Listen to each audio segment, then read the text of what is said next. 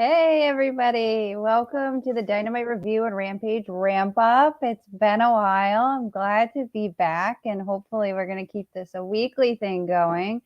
My name's Carly B. I'm here with Connor tonight. You can find me on Twitter. My handle's at CarlyB88.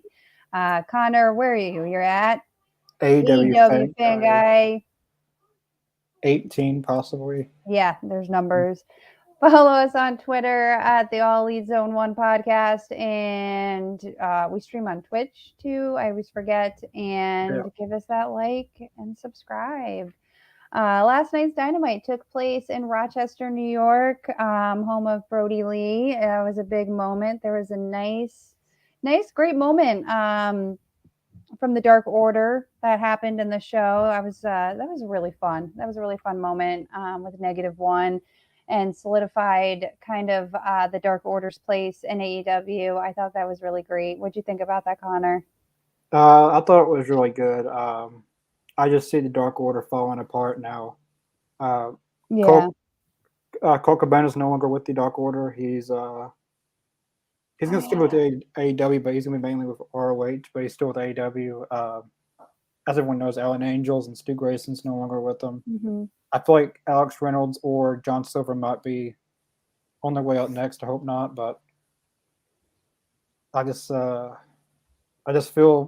I don't have good feelings about that since now three members have left. Mm-hmm. But hopefully AEW does something with them in the future or soon. Yeah, I thought that was a good moment of solidarity and hopefully solidified, the Dark Order's place. And they said that they're there to stay. So hopefully that we'll see more. We'll see more active storylines in the future. First big match of the night, and I was glad they opened with this match. I was really excited. It was Wardlow, Scorpio Sky for the TNT Championship. It was a short match, and I thought it was a great match. I thought it was a good match. It was a street fight. It was not very street fighty, Yeah. but it had some great spots. Wardlow. It always surprises me in his just agility and just his athleticism for such a big guy, like it's just always so great watching him wrestle. And of course, the winner of that match was Wardlow with the confetti. I thought it was such a great culmination of a year's worth of storylines, seeing him finally get the gold. What a moment for him. It was just, I literally was just, oh my couch. Mark it out hard. What'd you think? I'm really, really, really glad that he's finally holding a title in AEW. I'm glad he's TNT champion. I think he's gonna have. I think he has a chance of having the longest reign of all time. I hope so. I don't think he's gonna lose it anytime soon. But I was afraid something was gonna happen because they're in New York and the MJF is not in Rochester, but it's not too far from Long Island. But I think MJF's pretty much done. But I'm glad Wardlow won it. You could see the emotion after he won it. How long it took him to get there. Like when he first came to AEW, he was freshly trained by Cody Rhodes.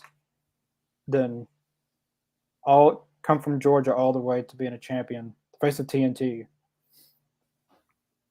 I know. I had a lot of skepticism going into that match. I thought there was a lot of room for Wardlow to not win between, America Top Team just all being there. It's so much room for interference with it being a street fight. And also, as you mentioned, with the proximity, there's a possibility for MJF to show up, which I think everybody kind of hoped for, but we also kind of knew that he wasn't, just with all of the, ribble rabble and what's going on with all of that on the outside. I think we kind of knew MJF wasn't going to show, but a part of me kind of hoped that he would. In any case, it was a good, clean win. I think Wardlow had all the practice in the world of taking on multiple opponents after he took down all of the plaintiffs and multiple security guards throughout this last, 6 months to a year. It was a great moment. It was well-deserved. I think I saw something online where he's going to go back to the other belt, the not tan and purple one.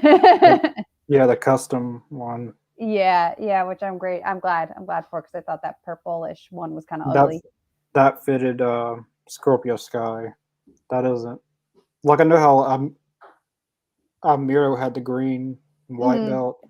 They're just belts for them, really. Yeah, Um, yeah. I wish Uh, Scorpio Sky's ring would have been a little bit better. He had 2 title defenses against Frankie and Dante, but he's also still I guess he got cleared to wrestle, but he was injured, so that might be why it didn't feel like a street fight. But yeah. because Scorpio Sky, like he low blowed Wardlow, and I was like, what? And like Bryce Remsburg just looked at it, but I forgot it was a street fight. I know. Bryce Remsburg is so good. Yeah, I have such Yeah, affinity for him since we interviewed him. Um, I pay attention to him so much now, but his facial expressions, and he kind of looked at him like, "What are you doing?" And then he gave this little shrug, and I was just like, "Oh yeah, street fight." I gave that match a solid 8 out of 10. I thought it was great. Um, it wasn't very street fighty. It wasn't very long, but I think the match as a whole and the end, the confetti, the fanfare for Wardlow, how much he deserved it, it gave the fans what we wanted. I loved it. 8 out of 10 for me. yeah, same 8 out of 10. Uh, I want Ethan Page to get the next shot, but I want him to win it, so I don't really want him to lose. So It's interesting to think who might go after it next because the roster's so deep. There's so many great wrestlers, but it feels like there's so many people and so many factions, and they're all kind of tied up in things right now. We have the All Atlantic Championship, and there's the tag titles, and there's just so many moving parts right now that it'll be interesting to see who comes out of the woodwork to challenge for it next. So it's just AEW is so great that you never really know what's going to come next. So I think it'd be cool. I think it'd be interesting. just anyone except Sammy. That's Yeah, all. no, just keep Sammy. Because he posted on Twitter that now he can challenge for it. No, no, no, no. No, God, Do just something don't. else. Just go crash into more tables, please. Just find something else to do with your time. Yeah. Sammy, God, help us. Second match of the night was Butcher and the Blade versus Swerve and Our Glory. Um, I'm trying to think what happened with that match. It started off pretty botchy a little bit, but I think Swerve it looked a little off his game, if I yeah, recall correctly. He he looked a did little. he was doing a few moves, and then Blade he got there in time, but Swerve didn't really he didn't really get there in time. Like Blade Mhm. was there, and then he wasn't ready. Uh, Yeah, it was a little bit botchy in the beginning, but I thought it got better towards the end. it did, and then they definitely got into their groove. I love Swerve and Keith Lee together. The Butcher and the Blade are just a solid ass tag team. I thought they Like should have won. I really did too. I get kind of sick of seeing the same teams lose all the time because Yeah, some of these teams are so good that it's like, man, give them a win, man. Because Butcher and the Blade are good. They're a good tag team. They're fun to watch. They are just like so heavy hitting. So especially that last uh those last few go rounds at the end where I was like, man, they really had it. But Swerve and Our Glory did take home the win, and we had a nice heated interaction at the end where our friends, my man Ricky Starks, I love Ricky, came out with Powerhouse Hobbs. And man, Ricky Starks was fired up. He was fired up. And then the Young Bucks came out, and we have a triple threat match coming up on the next Dynamite for the tag team titles, which I think will be an excellent match. Yeah, yeah. that's going to be pretty amazing. It's basically the same match at Double or Nothing, except Jungle Boy and Luchasaurus yeah, they're not in it. aren't in it. And yet, all the teams below FTR get a shot except FTR.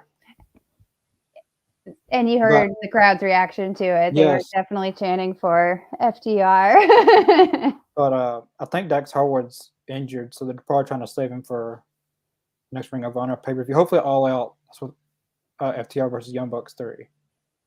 Well, and that FTR like has to win the tag team titles. Like they're hot, they're over, they're great. They have to wrap it up with all of their titles. Like having the tag team titles is just like their last stop on being, But like there's a lot collecting the belts. Yeah, I feel like they're gonna do better than Kenny Omega did. I know people's gonna disagree with me with that, but I think they're gonna be a better belt collector than Kenny Omega was. They deserve it. Yeah, like they're the hottest tag team in wrestling right now. But a lot of people, as I was thinking about what are two teams I could have put in there besides those two teams. A lot of tag teams are injured. Like Jeff Hardy's out, Darius Martin's out. Got the Lucha Bros, but they're in another feud. Yep. Angelico is still there. Jack Evans is no longer with the company. Dark Order, but there's just a lot of injuries right now. But like that match will be a good match. I already know it will be. It will. It'll be. I mean, any Young Bucks match is a good match, So it'll be good. I fully expect the Young Bucks to retain the titles at that time. But yeah, overall, I don't even know what I rated that match. I think I gave it a 7 out of 10. It was good. It was a good match. Yeah, I give it. Yeah, pretty much 7 out of 10. It started off botchy, but it got better towards the end. It did the job for a tag team match of the night. Third match of the night was Penta versus Roosh. I thought it was okay. Who won that match? It was Roosh after he stole Penta's mask for the win. It feels like the only way for the Lucha Bros to lose is for someone to take steal their mask. Yeah, that's the only way they can beat them. It's the only way that makes it believable. Lucha Brothers are so good. like they can't beat them one-on-one. They have to take off the mask. Like same as the Young Bucks. That's what they did. But I thought it was. I thought it was a good match. Roosh, I don't really know much about him, but nor do I. All I know is that he was in Ring of Honor and he's teaming up with Andrade now. So. Yep. I liked the assistants. Their little battle on the side. I love Alex Abrahantes. I think he's highly entertaining. Any match that Penta's in looks good. Penta makes his opponents look good. I thought it moved a little slow for a Penta match. I thought it was all right. It was pretty good. I gave it a 7 out of 10. Yeah. But it was like nothing really to write home about. I mean, as far as like, I think Roosh's performance, Penta always performs so highly that like, when you get somebody on his level, like if it's, Penta versus Malachi Black or something like that, it's like these high level matches. And it was good. It was good. Penta made him look good. Yeah. Moving on, fourth match of the night was Acclaimed and the Gun Club versus Bear Country and some other people. I know Fuego was in it. Fuego. I don't know who the other guy was. I'm sorry. Leave it in the comments, please. I literally have no rap and sad face next to it, but Anthony Bowens is back and happy face. Look, all those fans were expecting, like once they heard his music, like they were already expecting it. Then he comes and grabs the microphone. I told my husband if I had paid to go to a show and I got there and the Acclaim showed up and I didn't get a rap, I would have been pissed. Pissed. I would have been so mad. Once you hear their music, you're fixing to get a good rap. I would have been so mad. I don't know what that match even was. It was okay, I guess. It was a random match, really. It was random. I think I was just so thrown off by the fact that there was no rap, that there was no introduction. It just like was all off to me. There wasn't the normal. It was wrong. The only good thing is it progressed the story with. It did. Everyone thought Billy Gunn was on the Acclaim side, but Apparently, he's with his sons. Yeah, I mean, so the story progresses in the very silly Acclaimed and Gun Club storyline. We'll see where it goes. We'll probably get a match and hopefully a wrap next week, and all will be right in the world. Yeah, next time it's gonna be on the Gun Club. So I don't know what I give that match. Probably a just 4 out of 10 because I got no rap at the beginning, but I did get to see Anthony Bowens. He's back and wrestling again after his knee injury, so that is good. He faked being in that wheelchair for a few weeks, I think. Probably milked that for all it's worth. All right. Yeah, I'm glad he's back too. I am too. I love the Acclaimed. I'm ready to see the Acclaimed start winning. It's another one of those teams where it's like every time I see Max Caster, every time he's in a casino battle royale, he's in any type of match, I'm like, oh, they're gonna lose. I'm like, Max Caster never wins. I think they're going to be tag champions next year. I hope so. I love the Acclaimed. Everybody loves the Acclaimed. Yeah.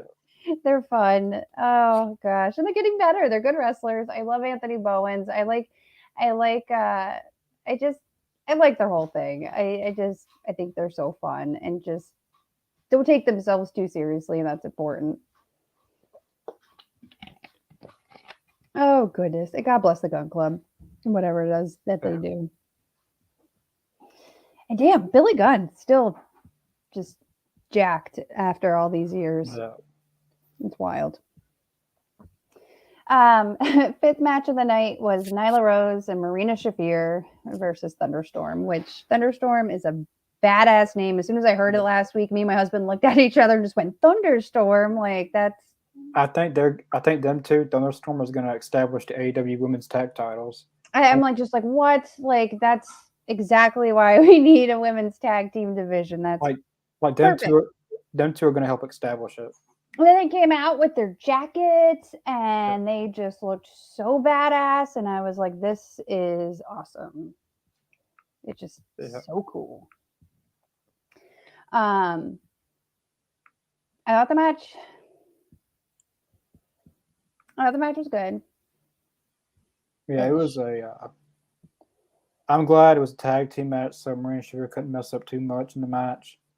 Of course, she's going to mess up with every match she's in. So I always preface these reviews either at the beginning or the end by saying that, we here at the All Elite Zone podcast, these reviews we do, and we do them in the spirit of saying that they're reviews. We're not professional wrestlers. We respect the fact that, these wrestlers go out, they put their bodies on the line for our entertainment. So everything we say is in good fun. I'm not a professional wrestler. I could never go out there and do that shit.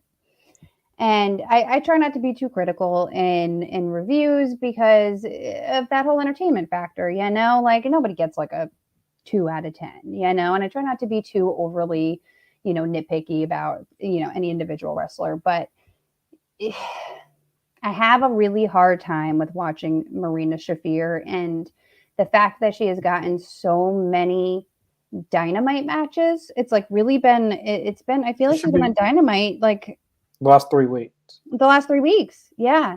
And what she does in the ring, to me, when I watch, I don't watch MMA, not very often. I watch some, but I watch professional wrestling. And what she does out there, to me, does not look like professional wrestling. It looks like she picks people up and throws them around, and they don't land like you do in professional wrestling. When she gets hit, it doesn't look like she's selling the moves. It doesn't look like she's a professional wrestler. It doesn't look safe to me a lot of the time. And it doesn't look like the flow of a professional wrestling match. I don't know if you heard this, but when Thunder Rosa defended her title against Marina Shafir, she was sandbagging her, there was she did that to no selling her. She did that to someone else in AEW too a while back, but Marina Shafir's punches and moves and stuff wasn't believable to sell. So I always say if it's not believable, don't sell it. It's gonna make you look stupider than the person who's messing up. And she didn't sell. Thunder Rosa did come out and say that she didn't do that that she always has respect for her opponents and blah, blah, blah. And then, like, once she started giving her, I hate to say, shitty punches, she started hitting real punches at her, and she's done that in the past before. Yeah, I think Thunder Rosa really takes it serious in the ring, like trying to make it the match the best it can be. Yeah. And that's what they need in AEW. That's why I like Thunder Rosa. But yeah, I thought it was a good match. I have a very hard time with Marina Shafir, and I don't understand why she is being put and highlighted so much on Dynamite when we have Athena, when we have Chris Statlander, when we have who's with Jade Cargill? What's her name? Kiera Hogan. Kiera Hogan. When there's Riho, what keeps coming to mind is like Riho and I know Aiden talks about this, like Joshi wrestling, like Riho and Sakuzaki, who had that great match not too far back. I don't know even where Jamie Hayter is. Like there is Anna Jay. Like there are so many great female wrestlers who deserve and like this is TV time on Dynamite, and I'm watching Marina Shafir clunk around, chucking women across the ring who aren't like. She tried to do this pump handle. It could have been a pump handle suplex, but Toni Storm landed like half on her shoulder, and it wasn't even a suplex. Yeah, it was right start of the match. I think I know what you're talking about, where like Marina did a move, and then it looked like it pretty hurt. It could have hurt Toni Storm, and then Toni Storm tried to do it was one move, and then like Marina like didn't even. I'm not good about telling you what the moves are called, but go back to the match if. Like I'm not good about calling like each move like what they're called, but just go watch the match at the end. Start the match, and you know what I'm talking about. But there was one part where Thunder Rosa was going off the ropes when Nyla was in the ring and Marina Shafir was on the side, and Marina tried to grab Thunder Rosa's legs and like completely missed her to like trip her, from the outside, and completely missed her. And I was just like, "What are you doing, man?" Like, I think they teamed her up with Nyla Rose for a reason, because Nyla is a very good wrestler, and hopefully to learn something, she'll learn something. But like that's why they have a show that's dark. Yeah, but that's why there's dark. That's why there's I don't understand why we're gonna have to watch her learn on Dynamite. Like this is TV, like Warner Media, one of the biggest networks out there, and not just people on TNT's watching or TBS, like people on TSN. This is all around the world. You should be putting your best women on the roster on the TV. Yeah. I'm not saying Marina couldn't be good, but I'm just saying she isn't right now. And that's like, or where did Paige Van Zandt go? Like Paige Van Zandt. Yeah, she had that one match. Showed up, like she trained for like a couple weeks and looked better in her first match than Marina Shafir has in the months we've seen her, Yeah. Paige Van Zandt didn't look great her first match, but she showed up. Like, you remember her first match? Yeah, it was against Ty Conti and that like mixed. Yeah, I know. Yeah, it was Ethan Page, wasn't it? And yeah. I can't remember, but yeah, I know what match you're talking about. Like, she did very good. Yeah, I mean, she looked green as all get out, but she looked like she could keep up with the flow of a professional wrestling match, how they're supposed to, like, flow. I don't know, like, in any case, enough of the Marina Shafir haterade. I could not get over Nyla Rose with the fucking umbrella. She just grabbed the umbrella and whap. Like I think Nyla Rose has impeccable comedic timing and everything that she does. I love Nyla. I think she's a great wrestler. I thought there were some really great moments in the match. I think Thunderstorm is a great beginning to a women's tag team division and should be inaugural tag team champions if that's where they're going to go with it. Not sure where they're going with the women's title right now. It's all really kind of up in the air, but I'm glad that they're getting Thunder Rosa out there. I'm glad that Toni Storm is getting lots of time right now. I'd love to see more of Jamie Hayter. I'm not sure where Britt Baker's been, but we also saw a new baddie too. That was pretty cool. Yeah. Where's Red Velvet right now? Did she get injured or something? Yeah, she's injured. Yeah. So overall, I wrote everyone except Marina Shafir gets 8 out of 10. And the winner was Thunderstorm. Yeah, the match was, I give a 7 out of 10. But if you wanted my opinion on Marina Shavir's, I'm just not going to say anything. Yeah, I think she needs to train more. I think she can be good. I think she's got a lot of good skills that can be developed. I just think the blame isn't with her. I think the blame is with the booking. And, I hate to like voice all these opinions on the internet about like it's attacking Marina Shafir. I think she needs more training, and I don't think it's her fault. Yeah, this person's putting the matches together. It's whoever's putting the matches together and forcing her to go be out on the biggest show, and when she hasn't had the training, and that's not fair to her or to the fans. So, in any case, I didn't include in here in my notes though was Christian Cage. His whole he's getting that MJF level heat.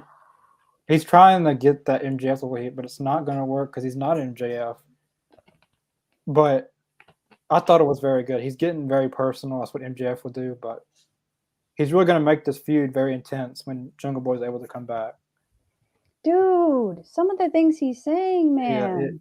Yeah, he's speaking real life stuff. And when he said to Matt Hardy about disregarding Jeff's problems to go for one last run in AEW, I was just like, what? That was like a little too close to home, bro.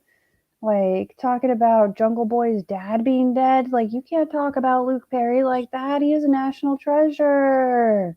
He doesn't care. Like, if it was MJF said it. Do they talk? Like, I'm pretty sure they do. I'm naive. Like, I will sit here and think like they don't talk about this backstage, and he's just like hitting him with it for the first time. Like, do they talk about this beforehand? Like, I'm real emotional. Do you think they talk about it? Now, when I was refereeing, a lot of the stuff that they said, they talked about, said like, is this okay if I say this? If not, I won't say it. But I hate to expose wrestling like that, but yeah, a lot of the I need to know for my own mental well-being. But someone like MJF, he doesn't care. He's going to say whatever he wants to say. But most of the time, if they're true professionals, they're going to ask, "Hey, is this okay if I say this? Is it okay if I say that?" Or Matt Hardy could have been the one saying to Christian to say that. So, geez. You never know what it could have been, but you never know though. Sometimes people just say things. Like, I hope. So wild. I hope they talked about that.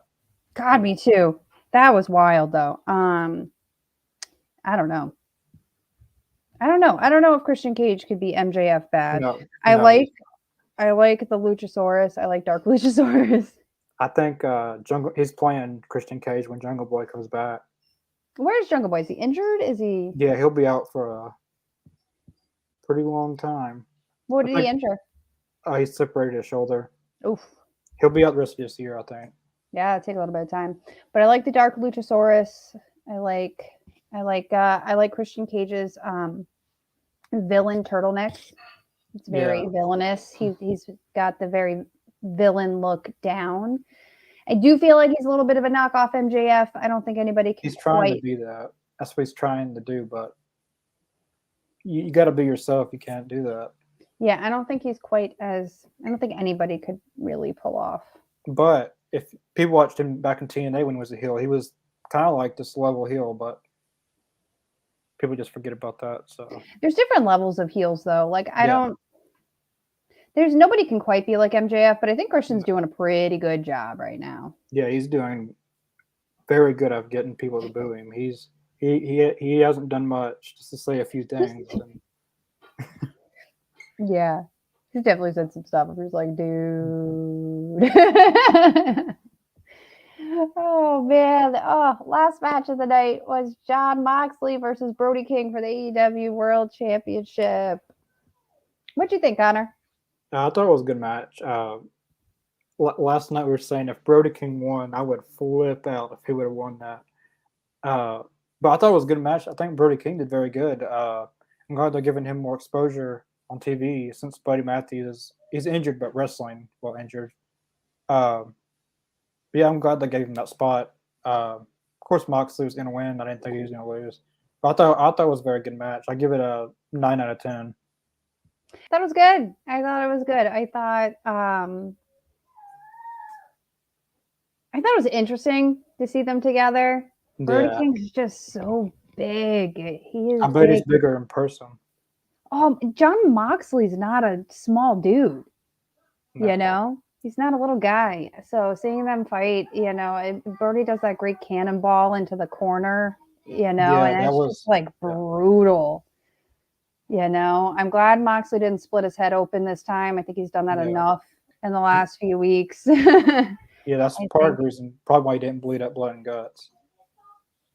I think the AEW doctors probably had enough of stitching his head up. He's probably had enough staples. I think his poor wife's probably had enough of seeing him bleed all over the place on TV. I thought the ending was good. I thought it was probably the only feasible way that Mox was going to take him out.